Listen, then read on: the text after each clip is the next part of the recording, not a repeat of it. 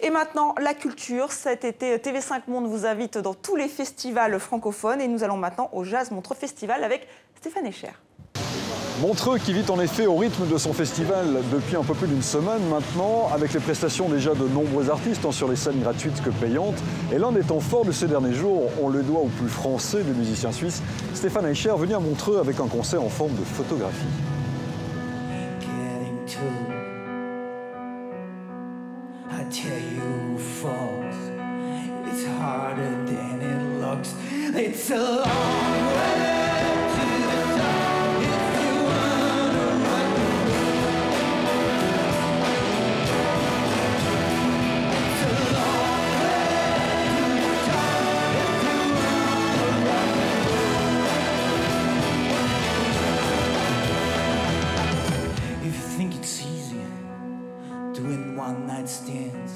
C'était l'idée d'une carte postale, parce que Montreux est très connu dans le monde pour déjà la beauté du lieu, que j'ai trouvé ces vieux cartes postales. Et voilà, ça fait un moment que j'étais pas là, et oui, je voulais envoyer aux gens une carte postale d'où je suis musicalement aujourd'hui.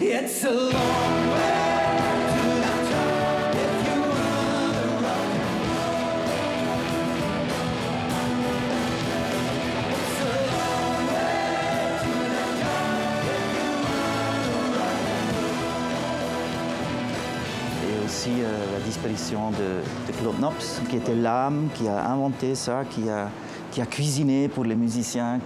Mon première rencontre avec Claude Nobs, c'était dans une cuisine où il a fait un foie gras, et moi je viens de Berne. Nous, les canards, on le regarde sur le lac, on ne mange pas leur intérieur.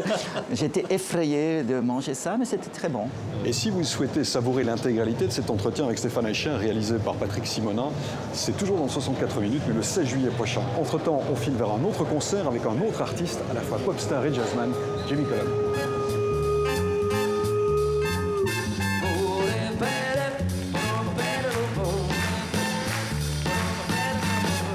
Love ain't the answer, nor is work. The truth illusory, so much it hurts. But I'm still having fun, and I guess that's the key. I'm a 20-something, and I'll keep being me. You know, playing at Montreux is a thrill because jouer à Montreux, vous savez, c'est très excitant parce que vous jouez aux côtés des plus grands artistes du monde. Et pas seulement des artistes importants de la pop, mais de grands musiciens également. C'est ce qui est si unique au sujet de Montreux, et ce depuis de nombreuses années. C'est un festival qui a une histoire et qui n'accueille que les meilleurs. Vous devez être au sommet de votre forme ici, le festival le mérite. Et si ça se passe bien ici, vous vous sentez bien.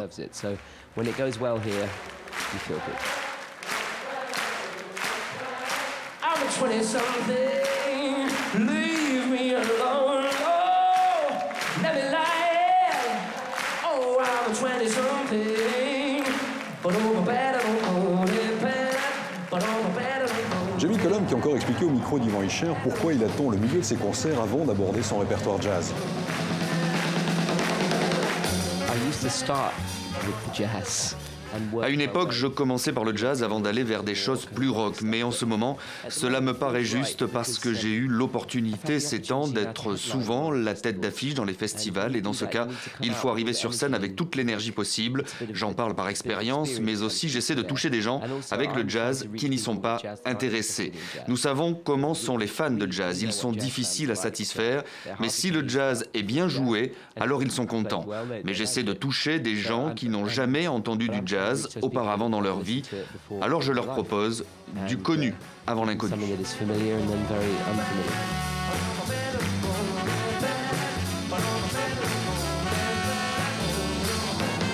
Si de nombreux concerts sont entrés dans l'histoire de la musique à Montreux, il y a aussi l'une de ces scènes qui en fait désormais partie, c'est celle du Casino, dont l'incendie en 1971 a inspiré le fameux tube de Deep Purple, Smoke on the Water.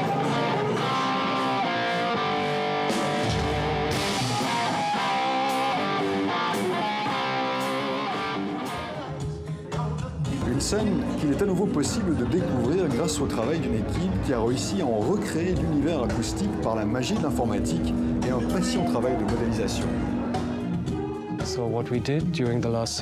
Au cours des derniers 6 mois, nous avons analysé de nombreuses vieilles photos, des livres, regardé des vidéos, écouté des enregistrements, ainsi que discuter avec des témoins de l'époque, pour ne serait-ce qu'avoir une idée du lieu, car les plans n'existaient plus. Ensuite, nous avons rassemblé toutes ces informations qui nous ont permis de modéliser visuellement et acoustiquement la salle du casino. Ainsi, nous pouvons reproduire en 3D de manière aussi authentique que possible le son de ce lieu. Voyage dans le passé, donc grâce à cet outil informatique, développé pourtant pour permettre aux architectes du futur de se rendre compte de l'acoustique d'une pièce avant sa réalisation sur ses plans déjà. Aujourd'hui, le problème est que beaucoup de nouvelles constructions ont souvent une très mauvaise acoustique. Et cela est généralement dû au fait que l'attention est portée à l'aspect visuel d'une pièce et non à son acoustique. Mais si l'acoustique d'un lieu est désagréable, peu importe son esthétique, on se sent mal à l'aise. Retour au présent sur l'une des scènes actuelles du Festival de Jazz de Montreux, le club pour un voyage aux confins de l'expérimentation improvisée mélodique, celle du talentueux trio genevois Plesto. Mais attention, si on sait quand on part, on ne sait pas toujours quand on revient.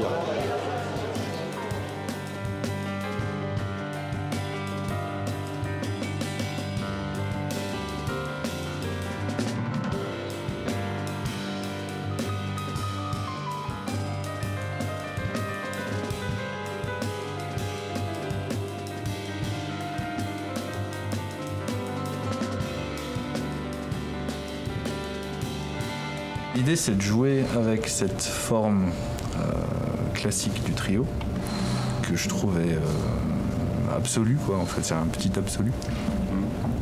Et puis après, avec cette forme-là, de passer tous les fonds qu'on veut, quoi, en fait. C'est-à-dire toutes nos envies, influences. Au début, je pense qu'on a craché pas mal d'influences avant d'arriver à quelque chose de peut-être un peu plus perso.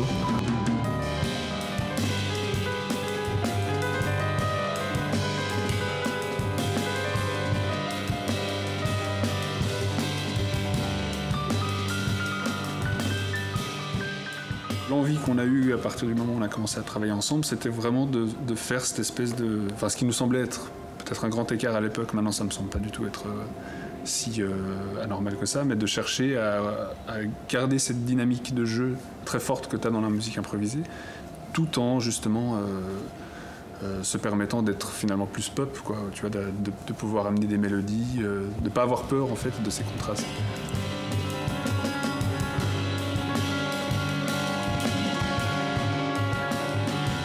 On se base pas forcément sur les codes déjà établis en fait du jazz à proprement parler. Mais dans la musique que le groupe joue, ça s'entend pas forcément en fait qu'on aime cette musique.